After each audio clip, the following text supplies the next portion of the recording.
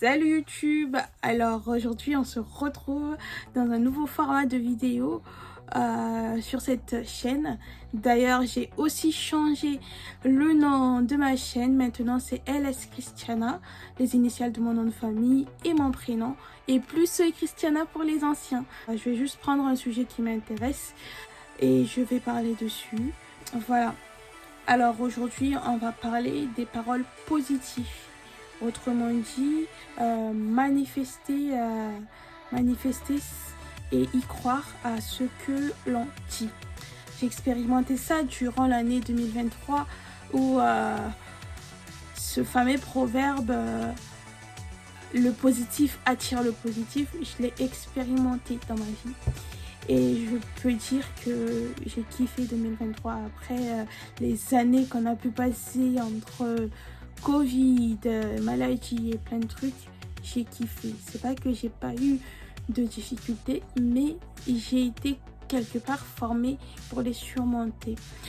J'ai aimé cette citation que j'ai trouvée dans un film que j'ai regardé hier, qui disait j'ai une foi qui dit tout finira un jour par s'arranger. Ça n'enlève pas la douleur, mais le rend supportable. Le rend supportable.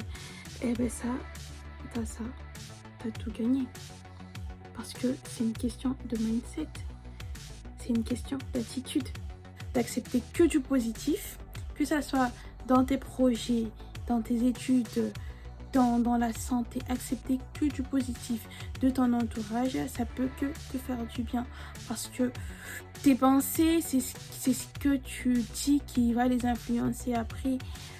Pour exemple, si tu es étudiante, tu te dis ah mais je vais louper mon année, je vais jamais y arriver, tes pensées a tellement entendu ça que même si tu devais y arriver, ben tu t'es affaibli quelque part à cause de ces mauvaises pensées, ces mauvaises paroles.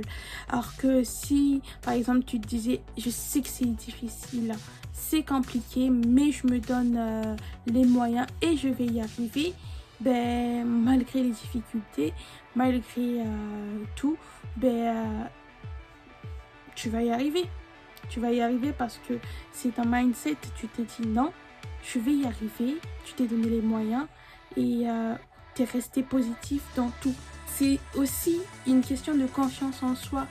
Se dire des paroles positives, ben, c'est assurer tes projets quelque part. C'est te dire que, en fait, je peux tout faire.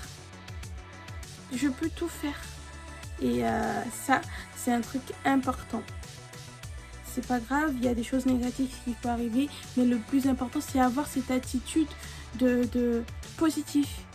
C'est la vie est composée de bien et de mal. Et c'est pas que tu vas pas traverser des trucs difficiles, mais c'est juste que tu les interprètes autrement. Tu vois le bon côté.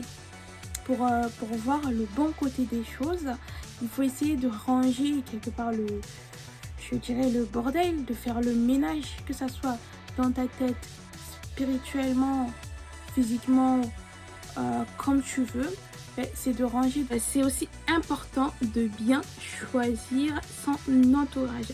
C'est-à-dire que parfois, il y a des personnes qui te rabaissent, oui, clairement, qui te rabaissent parce que avec des paroles négatives ou des actions qui conduit à ta chute carrément, et n'aie pas peur de les mettre de côté pour poursuivre dans ta vision de positif, dans ta vision, parce que c'est pour aller loin,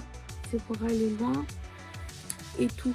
Si je pense que la clé aussi de garder toujours des pensées positives, c'est toute chose, c'est de l'entraînement. Ok, j'ai échoué, je vais prendre encore l'exemple des étudiantes parce que je suis étudiante.